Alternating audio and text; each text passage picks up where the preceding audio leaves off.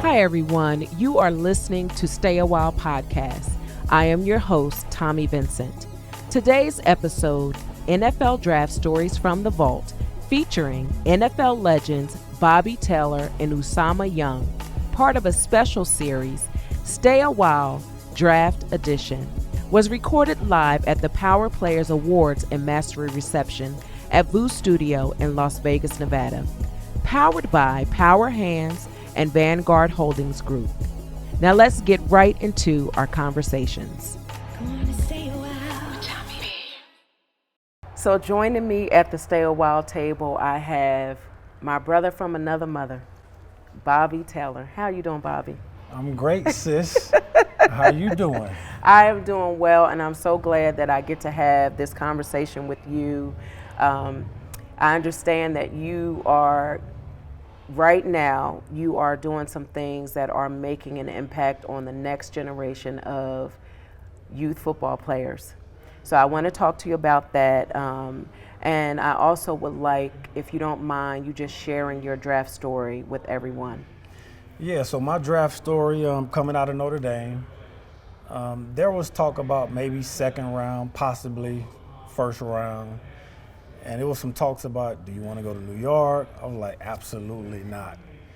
I just wanted to be back home in Longview. That's where my grandparents live. That's where I went to high school. And so I just wanted to be around family and friends. And I think it kind of got out of hand because my grandparents, they were very proud of me and wanted to invite all of the folks from the church and the neighborhood and stuff like that. But really, we were just at home, and it was kind of like a family reunion.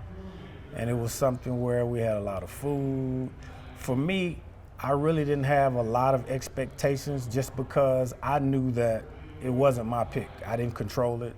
I felt like I left everything out there on the field in college. And so hopefully my resume justified a team trusting in me and wanting me to be a part of their organization. And, when Philadelphia gave me that call, it was funny because Ray Rhodes was our head coach at the time, and he was new.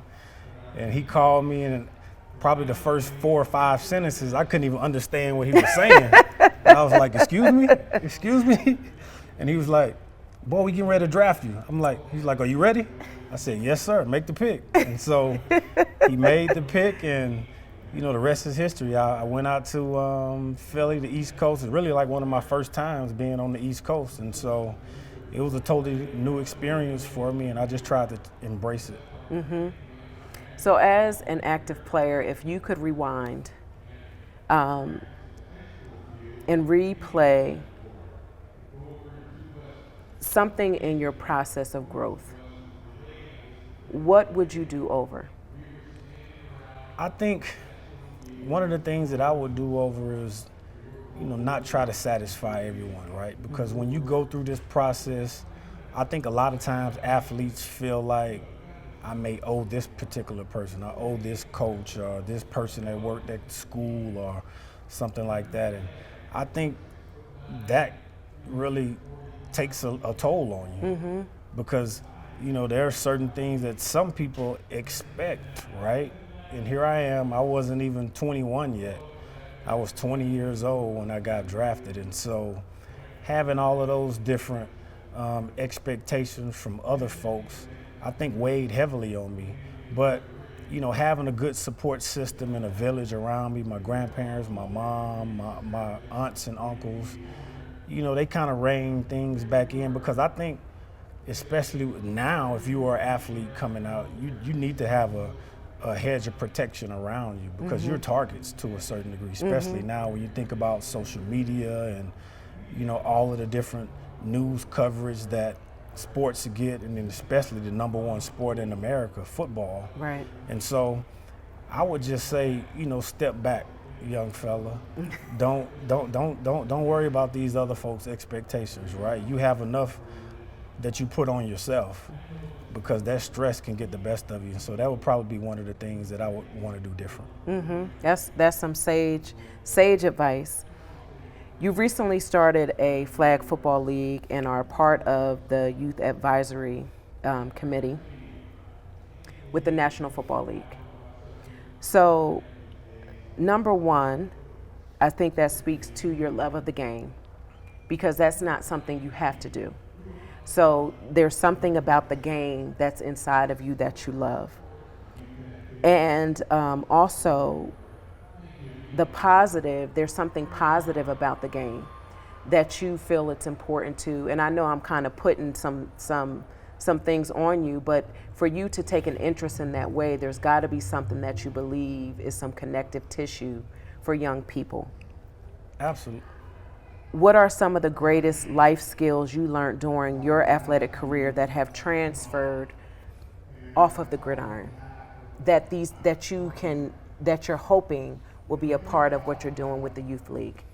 Oh, there's a lot of life skills that I apply to my everyday life now, being married, being a father, and just trying to be a good person. And so playing football, it taught me to set goals, and not only set those goals, but once you put them down on paper, you got to work for them, because no one is going to carry you to the top. If you want to get to the top, you're going to have to do that by yourself, really. You can have some help, but I can't expect someone to carry me. And so I think football taught me that. It taught me how to accept success and handle that in the right way and be humble. But then also it taught me how to lose, because you're not going to win every game. And so what's your mindset going to be like when you lose? And so I think it really taught me to try to be even keel. And then when you think about just life in general, there's just so much that you go through. You have a family, a big family. I have a family, and there's a lot of ups and downs when you come to your children, and one to, I guess, discipline one this way and talk to one this way, and just trying to figure that whole thing out, because being a parent, there's not an instruction manual that comes with that. I don't care how many times you have babysitted before you actually became a parent, but once you become a parent, it's a whole different world. And so, a lot of those life skills with playing football, I definitely use into my everyday life now. And, with the flag football leagues that I'm starting, that's one of the first things that I'm talking to the coaches and all of the volunteers that we have, and then all of the young people as well, talking about those things as far as setting goals when you're young. You don't have to wait till you get into high school to set goals or after that. You can do all of that before, and they can be small. And that's the thing as well, because when you think about the journey of an NFL season, right? It's starting in July and it ends. You want it to end in February, where you possibly playing in the playoffs or the Super Bowl, but it's those little things that you're doing in the summer every day, being tedious. Grading yourself, being very stickler about your own work. Because if you can really evaluate yourself to say, hey, okay, I may have had a good game, but there's some things that I still can do better, you can really start making your way getting to the top. And so all of those life skills, I think they are definitely something that I just try to, tell the young people that I'm fortunate enough to be around today. Can you just speak to the young athlete about their table and how they decide who gets to join them and take a seat at their table? The people that are going to influence this process, influence this journey, make decisions on their behalf. Talk to them about how critical it is to have a process of evaluating who you give that seat to. Oh, yes, absolutely. They have to be selective, because now athletes are definitely at the forefront. You're having so many people that just want a little piece of them. And you have to really figure out, like, okay, is this person really in my life for me, or is it because of what I'm doing? Because one of the things when I was playing, right, I didn't want football to define me, or whatever sport I was doing to define me as a person or as a man now. And so with all of the distractions that are out there now, when you're a young person and being in this type of spotlight, you definitely have to be selective. You definitely should have a good support group. I talk about that village. I had a village that was around me with my grandparents. They're no longer here now, but my mom, some of my coaches at the time that I still stay in contact with today, when there are things that when I was getting ready to start the league, one of the things that I wanted to do was just reach out to some of the coaches to see if they could give me some little trinkets here or there that could help me out as far as when it's, dealing with parents or, just trying to just organize what I was trying to do, right? Because I knew it was something that I wanted to do and I was determined to do it, but I wanted to just lean on some people that have went through it before me and have did it at a high level. And so when you can, I think, really tailor the type of people that are around you that can be a part of your village, it just puts you in a better position to make the best decisions for you at the end of the day. So here's my final question for you. It's your celebration, and we are about to throw down. Okay. What is on the menu for Bobby Taylor's celebration? On the menu. Now, I love to eat, trust me. So I would say first I'm starting with my grandmother used to make this great tossed salad with lettuce, tomato, cucumbers. She would soak the cucumbers in vinegar overnight. That would be for starters. And then she cooked this bomb chicken fried steak. I don't really eat fried food now, but if we talking about celebrating, and it's all from my grandmother's menu. So it's chicken fried steak, collard greens, we're doing black eyed peas, candy yams. That's the dinner. And then I always have to save room for dessert. So I want peach cobbler.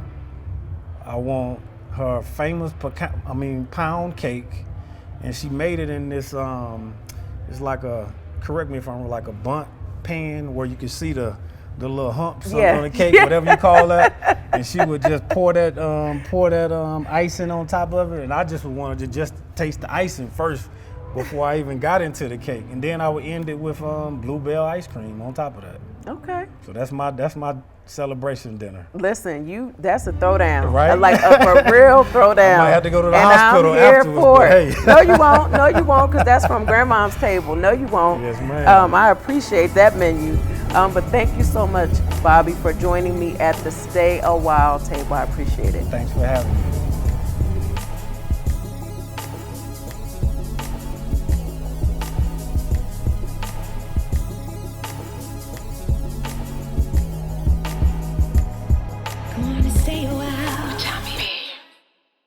I have joining me at the Stay a While table, Usama Young. Usama, welcome to the table.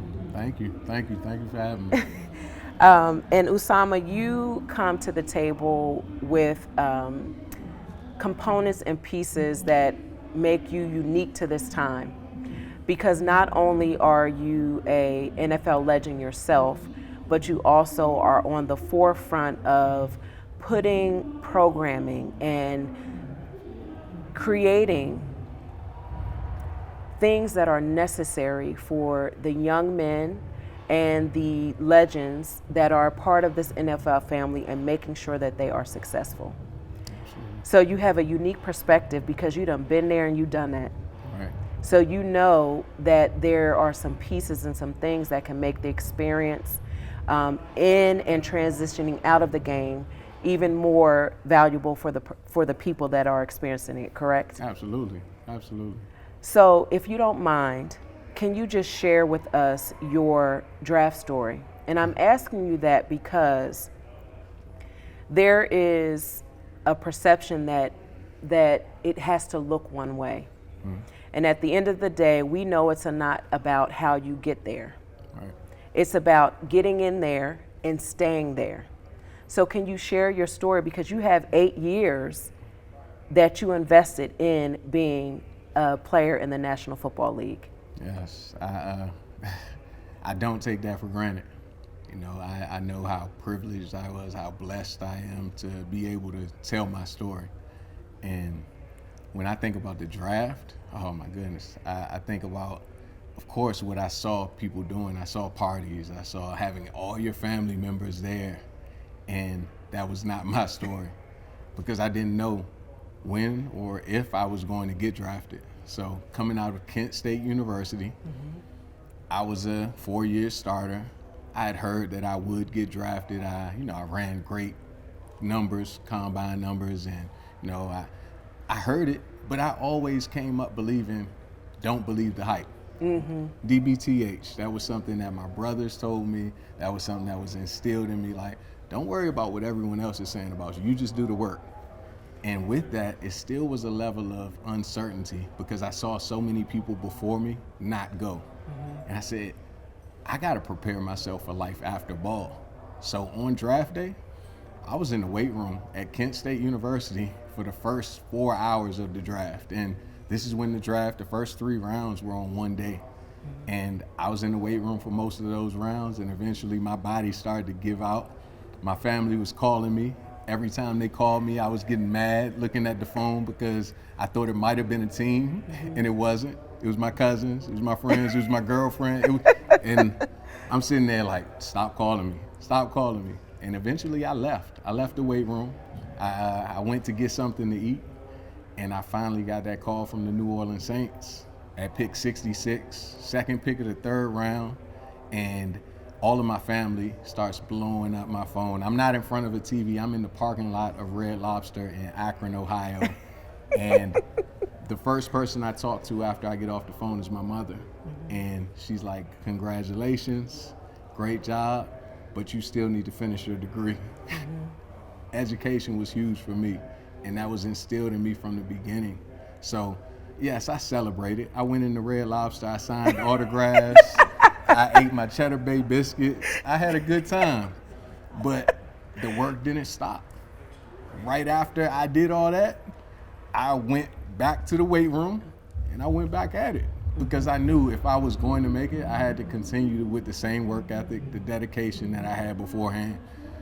Yes, I had some natural gifts, God-given talents, but if you don't put work in, those will get played. What is it? Effort beats natural talent every time. So I had to put in that effort. I had to put in that work. And that's what I believed in. Thank you for sharing your story. It's always good for people to share their experience because when people experience it, they can remember what they heard from someone else's story, and it becomes a helpful tool along the way in their journey. So thank you for that. Absolutely, no problem.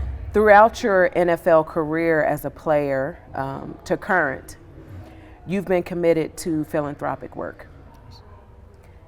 Why is this important to you?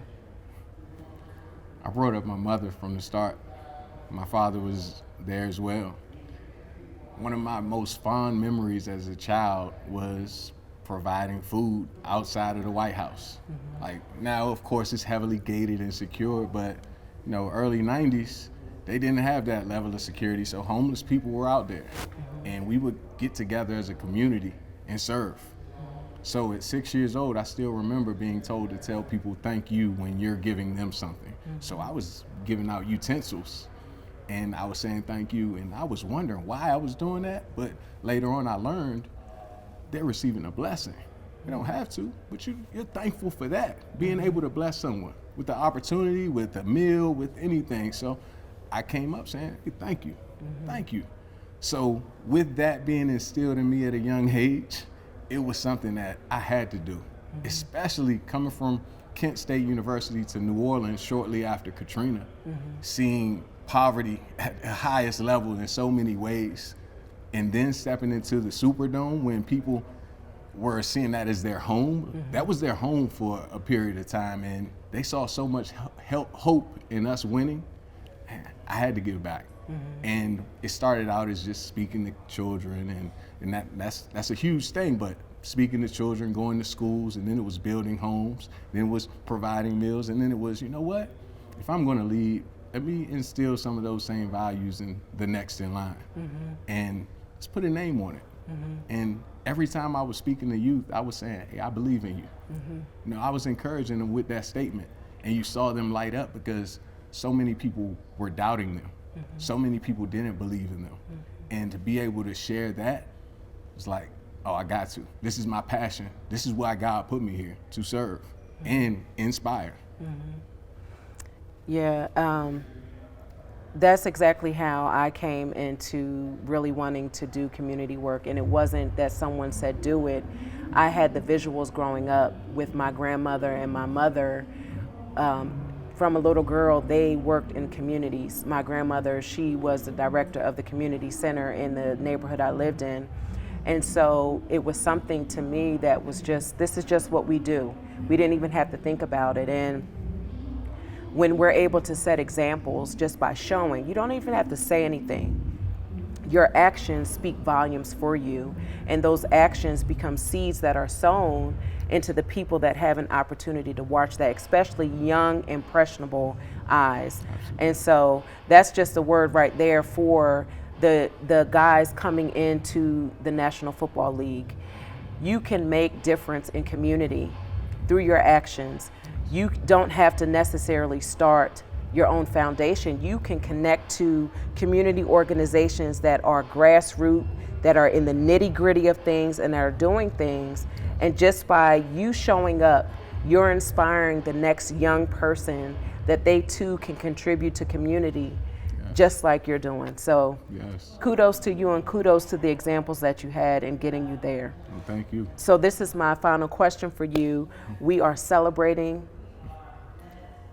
Usama has reached the mountaintop. Okay. What are we having on this menu, Usama, during this celebration? Okay. First off, I am a steak guy. I like steaks. So I'm going to have ribeye. I'm also a vegetable guy. I love spinach. So I got to have spinach. I grew up with mashed potatoes, mashed up, lumpy, all that. Just had a butter, sour cream in there. But for those that are eating with me, because I'm not going to be enjoying this meal by myself, I got to have some options for them. So I'll have some seafood options. I love shrimp. I love crab. And some vegetarian options as well. We might have some greens as well, broccoli, carrots. But the last thing for dessert, and I know you probably laugh at this, but for dessert, I gotta have that strawberries with white chocolate fountain. I gotta have the white chocolate fountain. Okay. So that's my, we celebrating. It's your celebration. Look, the menu is whatever you want, that's what we're having. Yes, indeed. That's it. Well, I thank you so much for joining me at the Stay a While table. I enjoyed our conversation. Thank you. I did too. Appreciate it. Thank you.